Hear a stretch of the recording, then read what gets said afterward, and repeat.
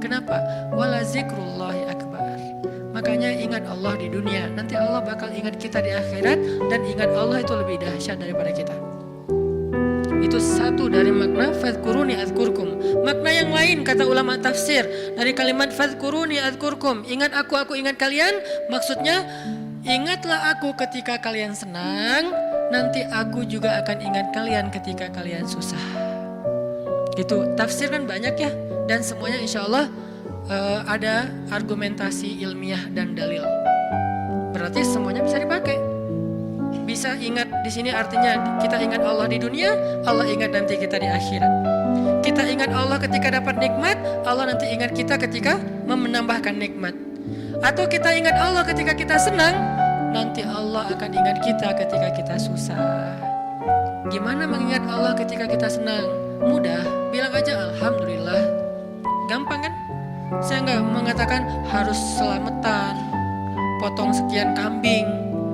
Tapi kan itu syukur Ustaz, ya nggak apa-apa. Tetapi yang paling ringan dulu kita belajar, yang paling simpel dulu aja deh. Biar kita nggak beralasan, susah Ustaz untuk mengingat Allah ketika kita senang, harus manggil anak yatim, harus bikin selamatan di rumah, riwah. Nggak usah riwah-riwah, udah aja bilang Alhamdulillah. Mau lebih panjang dikit, hadza min fadli Rabbi, ini anugerah dari Rabbku. Hadza rahmatun min Rabbi, ini rahmat dari Rabbku. Mention Allah pokoknya ketika kita dapat nikmat, nanti Allah akan ingat kita ketika kita dapat masalah. Ada masalah, Allah langsung, hambaku ada apa? Allah langsung ingat kita. Dulu kamu ingat aku ketika aku kasih nikmat, sekarang kalau kamu ada masalah, aku akan ingat kamu dan membantu kamu dalam menyelesaikan masalah. Fadhkuruni adzkurkum. Itu janji Allah untuk orang yang berzikir. Semudah itu kita melakukannya, dan sedahsyat itu balasan Allah kepada kita. Sehingga pertanyaan yang paling sederhana, kenapa kita malas berzikir? Dengan sekian banyak keistimewaan zikir itu, kenapa kita malas berzikir? Kenapa kita lebih bisa ngucapin banyak diksi, banyak kalimat, banyak kata, tetapi di dalam kalimat dan diksi-diksi kita yang banyak itu hampir gak ada kata Allah? Kok bisa? Giliran menyebutkan nama Allah katanya berat. Giliran menyebutkan sekian banyak diksi, kadang-kadang diksinya itu sampai kita tuh artikulasinya gak jelas, saking bahasanya gak biasa kita ucapin, tapi kita berusaha biar terkesan ilmiah. Ya, kan ada orang kalau ngomong tuh pengen ngeluarin kata-kata ilmiah yang susah kan. Dia hafal-hafal kalimatnya, kadang-kadang dia kayak pakai bahasa Inggris biar terkesan kayak educated gitu. Actually, apalagi kayak gitu-gitulah.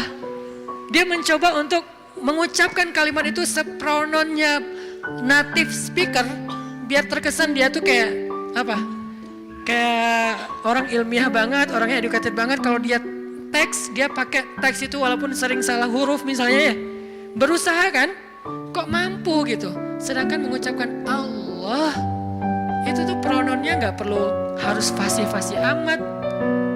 Kalaupun kita salah mengucapkan Allah jadi Allah, karena mungkin kita nggak terbiasa mengucapkan lafzul jalal dengan tafkhim, tetap Allah faham. La tahzan, jangan berkecil hati. Allah faham, karena lafzul jalalah dari kata Allah ini mau gimana juga tetap bermakna Allah. Alif lam lam ha. Hilangin alifnya, tinggal lillah. Artinya milik Allah. Hilangin lam pertamanya, bacanya lahu, milik dia, yaitu Allah. Hilangin lam keduanya, tinggal hu, dia satu-satunya, yaitu Allah juga. Jadi tetap bermakna Allah. Sehingga apa susahnya kita bilang Allah? Apa susahnya kita bilang Bismillah? Padahal semua kalimat-kalimat yang berbahasa Sanskerta lah, Inggris lah, Latin lah, apalah bisa kita ucapin. Saya sebagai orang Aceh berusaha untuk menghafal beberapa vocab sampai bisa ngerti bahasa Sunda. Kenapa? Biar nyambung pas ngomong. Kenapa kita nggak mau nyambung dengan Allah? Kalau saya pakai ngeluarin diksi-diksi Nyundanya kan jadi kesannya kayak nyambung, akrab. Itu kan bahasa cara kita mengakrabi diri dengan orang-orang yang kita ajak bicara. Kalau kita ngomong dengan orang Jawa, kita mencoba untuk semedok-medoknya biar agak natif Jawa. Ketika kita ngomong sama misalnya orang Medan, kita berusaha untuk gaya-gaya Medan. Kita ngomong dengan orang Padang, kita gaya-gaya Padang. Dengan orang Betawi, gaya Betawi. Kemarin saya ceramah di Malaysia, berusaha untuk Melayu. Yang keluar Ipin Upin. Betul gitu. Pada ketawa mereka, ini Ustadz apa sih gitu. Kenapa? Karena pengen akrab kan dengan mereka. Kenapa sih kita susah banget mau akrab sama Allah, sekedar mengatakan Bismillah, Insya Allah, Masya Allah, Alhamdulillah. Ringan banget sehingga kita akrab sama Allah.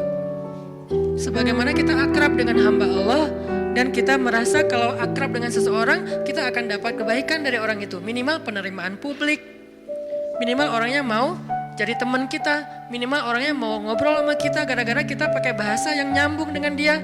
Kita terus berusaha untuk akrab dengan makhluk. Apa susahnya kita akrab dengan Khalik?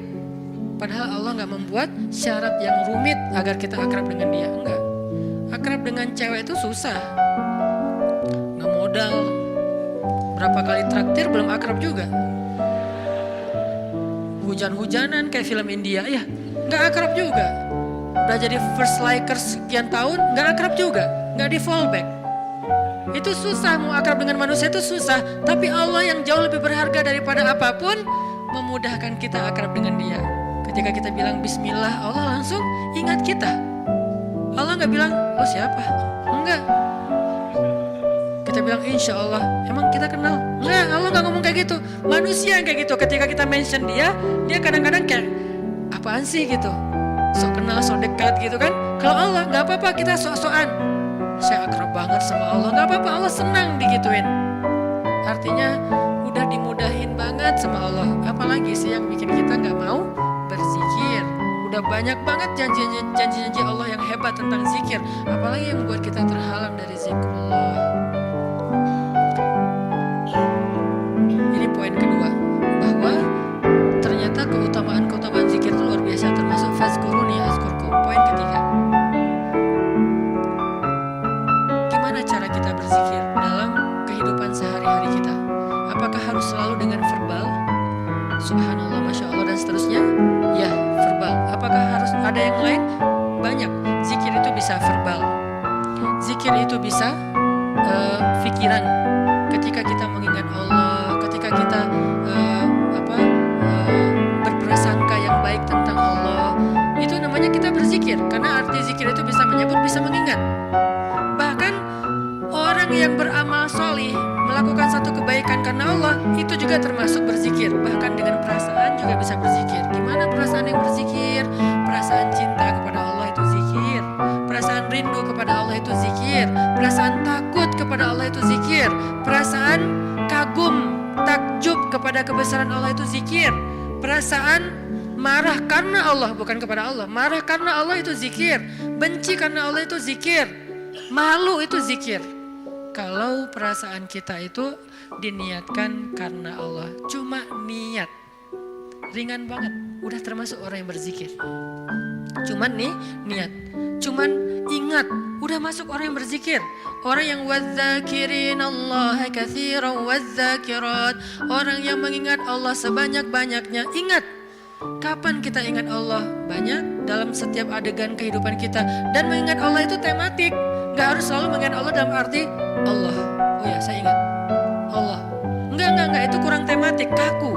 Ingat Allah itu tematik. Kalau misalnya kita lagi sabar, ingat Allah, Allah Maha Penolong.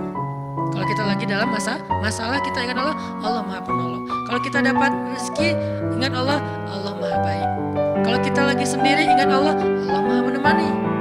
Kalau kita mentok dengan ujian kita ingat Allah, Allah Maha Memberi jalan keluar. Kalau kita merasa dikhianati, Allah Maha Menghargai. Kalau kita merasa kehilangan, Allah Maha Mengganti. Ingat Allah itu dalam tema-tema kehidupan kita yang banyak. Kalau kita bingung, Allah yang Maha Memberi bimbingan dan petunjuk. Kalau kita kekurangan, Allah yang Maha Memelihara. Ingat Allah, kalau bahasa Allah apa? Lagi, Allah terus. Gimana sih? Allah dulu, Allah lagi, Allah terus. Ya gitu deh pokoknya.